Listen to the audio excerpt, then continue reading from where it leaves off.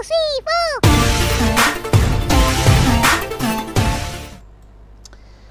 Halo Gunarwan dan Gunarwati sekalian, ketemu lagi ya di channel saya Gunar Os. Dan ya, kalau teman-teman sudah lihat thumbnailnya, hari ini sekali lagi saya ingin ngomong tentang Manchester United. Karena ya saya sudah ngikutin dramanya Manchester United ini sejak awal ya. Dan bahkan kalau teman-teman lihat ya, channel saya ini awalnya, salah satu video awal saya ya, ini adalah perbandingan tentang masalah Manchester United dan Arsenal yang menurut saya pribadi masalahnya ini sama gitu ya. Masalahnya sama dan waktu itu masih ditukangi oleh Ole Gunnar Solskjaer ya. Dimana Solskjaer waktu itu sudah mundur dan digantikan oleh Erik ten Hag ya. Jadi ya inilah jadi pendapat saya tentang Manchester United gitu, dan ini pendapat jujur saya gitu kan, karena sepertinya bab Erik ten Hag di Manchester United ini sepertinya akan berakhir ya. Seperti kita lihat ini Erik ten Hag saat ini sedang diadili ya oleh Jason Wilcox sebagai dirteknya Manchester United yang baru ya. Ini ya sepertinya kalau tidak lulus dari penilaian ini, ya ada kemungkinan Erik ten Hag akan dipecat gitu kan ya. Ini saya sudah membuat beberapa video ya, dan saya salah satunya yang paling bangga adalah video yang ini ya, Ten Hag out akan trending sebelum musim berakhir. Meleset hanya beberapa bulan, jadi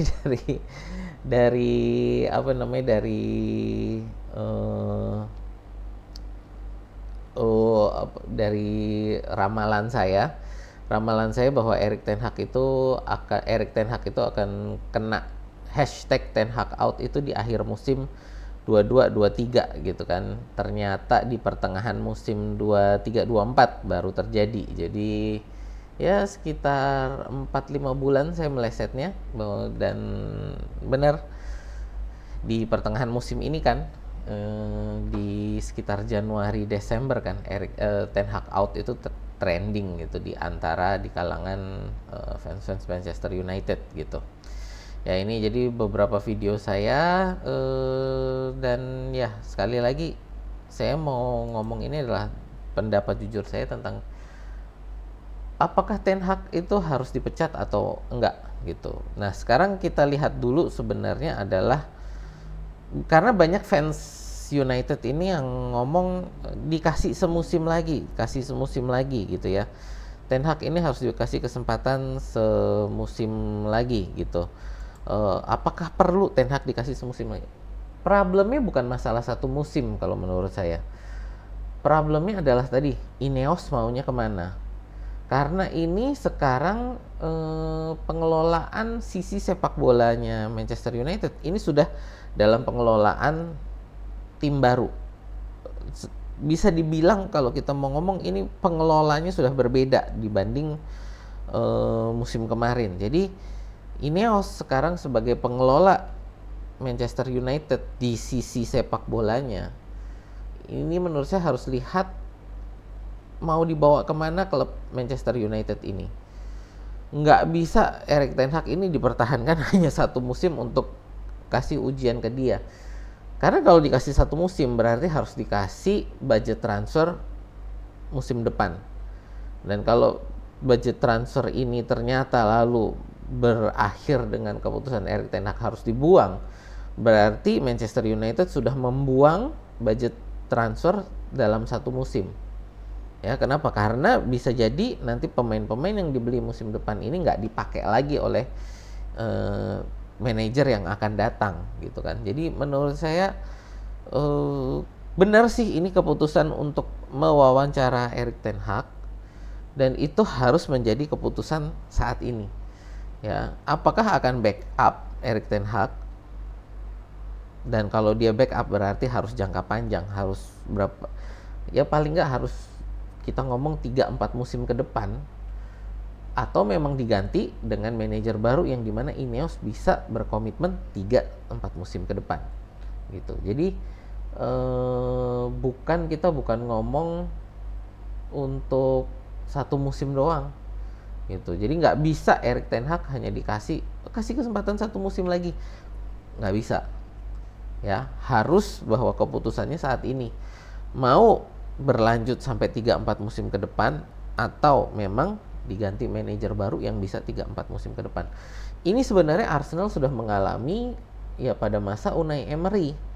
Ya, pada saat Unai Emery datang, itu kan dia juga mengambil alih dari Arsene Wenger, dan waktu itu pengelolaan, walaupun pemiliknya masih sama, jadi pemiliknya masih KSI ya, Kroenke Sports and Entertainment, tapi bahwa waktu itu manajemen itu sudah diganti total, dirombak total dengan kedatangan Josh Kroenke.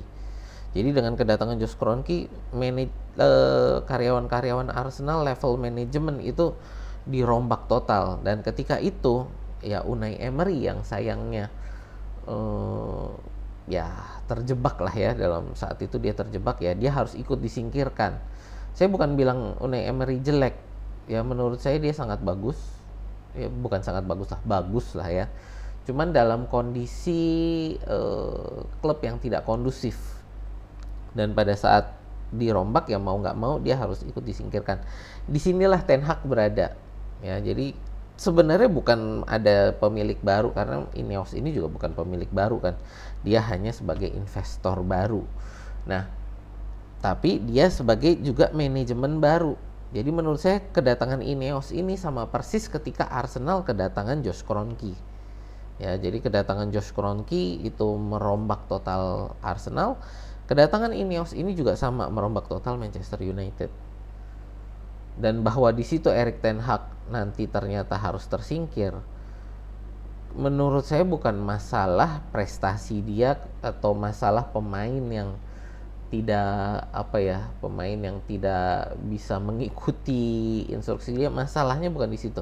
Masalahnya adalah Ineos sebagai pengelola baru bisa nggak dia kerjasama dengan Erik ten Hag. Apakah Erik ten Hag dan Ineos ini punya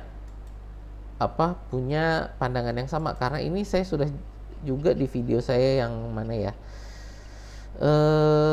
video saya yang ini, kalau nggak yang ini ya, video saya yang ini, 3 hal yang Erik ten Hag bisa pelajari dari Arteta. Ini saya bahas di sini ya, bahwa ya ini juga sambungannya di sini. Situasi Erik ten Hag berbeda dengan 2 tahun pertama Arteta. Di situ saya juga sudah bahas bahwa memang dengan kedatangan Ineos ini adalah kesempatan bagi Ineos dan Erik ten Hag untuk mereka menyamakan visi dulu. Kalau visinya udah sama, oke, ten Hag bisa lanjut. Tapi kalau visinya nggak sama, mau sebagus apapun ten Hag, ya harus disingkirkan, harus minggir gitu ya. Jadi kalau dari saya untuk teman-teman fans Manchester United sekarang harus lihat dulu gitu kan. Kita bukan ngomong tentang Erik ten Hag sudah berprestasi, bahwa ini pemainnya nggak bisa main, ini pemainnya nggak bisa mengikuti instruksi. Bukan masalah itu. Masalahnya adalah Ineos dan ten Hag apakah bisa bekerja sama, apakah mereka satu visi, satu misi untuk bergerak maju bersama gitu. Sebagus apapun ten Hag, kalau dia nggak satu visi sama Ineos, ya mau jalan bareng nggak bakal bisa jalan. Ini justru akan semakin runyam gitu. Menurut saya malah ke depan akan semakin runyam masalah Manchester United. Jadi kalau dari saya pribadi, ya sudah keputusan yang tepat bagi Ineos ini untuk mengadili ten Hag ya, untuk mengadili ten Hag. Dan kalau memang benar nanti dia disingkirkan, katanya kan akan kedatangan Thomas Tuchel ya. Jadi ya kita lihatlah nanti ke depannya bagaimana. Tapi dari saya bahwa pemecatan Erik ten Hag ini jangan dilihat sebagai siklus gitu kan. Karena yang diomongin kan adalah 2 tahun pecat, 2 tahun pecat, 2 tahun pecat, bukan solusi. Ini sudah berbeda karena ini sudah pada posisi yang berbeda. Manajemennya sudah baru, jadi sudah bukan termasuk dari siklus 2 tahun pecat, 2 tahun pecat. Ini menurut saya kalau Ten Hag dipecat, ini sudah di luar siklus itu. Ini adalah mereka justru menurut saya dengan memecat Ten Hag atau tidak memecat. Jadi apapun keputusan Ineos, apakah itu memecat atau tidak memecat Erik ten Hag, menurut saya itu sama-sama adalah bagian dari Ineos untuk memutus siklus ini gitu ya. Jadi justru dengan kedatangan Ineos, dengan apa yang mereka lakukan saat ini, apapun hasil akhirnya dengan apakah itu memecat atau tidak memecat Erik ten Hag, menurut saya itu adalah upaya untuk memutus siklus 2 tahun pecat, 2 tahun pecat itu. Ya, karena ini sekarang yang lagi harus diupayakan oleh Ineos ini adalah mencari manajer yang bisa satu visi, satu misi gitu. Apakah orang itu Erik ten Hag atau bukan? Nggak bisa kita kasih kesempatan 1 musim lagi tadi kan untuk memutus siklus itu adalah dengan kasih kesempatan 1 musim lagi. Nanti nggak bisa seperti itu. Dengan datangnya manajemen baru, mereka ya tadi saya bilang harus melihat 3-4 tahun ke depan, bukan 1 musim doang. Ya, 1 musim ke depan kasih kesempatan terus apa? Ya kalau lulus, kalau nggak lulus, ya mendingan diputuskan sekarang lulus atau tidak lulus. Ya disamakan visi misinya dari sekarang gitu ya. Jadi ya inilah dari saya teman-teman, pendapat jujur saya tentang Erik ten Hag, apakah dipecat atau tidak. Menurut saya ya inilah di sini yang menjadi titik balik ya. Jadi menurut saya pribadi ini adalah titik balik Manchester United, dan apa yang terjadi saat ini merupakan momen penting yang akan mendefinisikan Manchester United untuk 1 dekade ke depan menurut saya ya. Jadi keputusan untuk sebenarnya bukan keputusan untuk memecat Erik ten Hag atau mempertahankan ya. Lebih tepatnya ini adalah momen bagi Ineos untuk mencari manajer yang sevisi misi. Ya, apakah itu Ten Hag atau bukan ya nggak tahu, dan menurut saya bukan masalah apakah itu Ten Hag atau bukan. Yang terpenting menurut saya adalah manajer yang bisa satu visi misi dengan Ineos gitu. Ya, jadi itu kesimpulan saya bahwa apakah Ten Hag dipecat atau tidak bukan satu masalah. Masalahnya bukan di situ gitu ya. Ya itu aja sih dari saya teman-teman. Terima kasih yang sudah menonton video ini, dan kalau teman-teman suka dengan konten-konten sepak bola semacam ini, boleh yuk di like, share, dan subscribe. Itu aja sih dari saya. Terima kasih ya sudah menonton. Sampai jumpa di video kita berikutnya.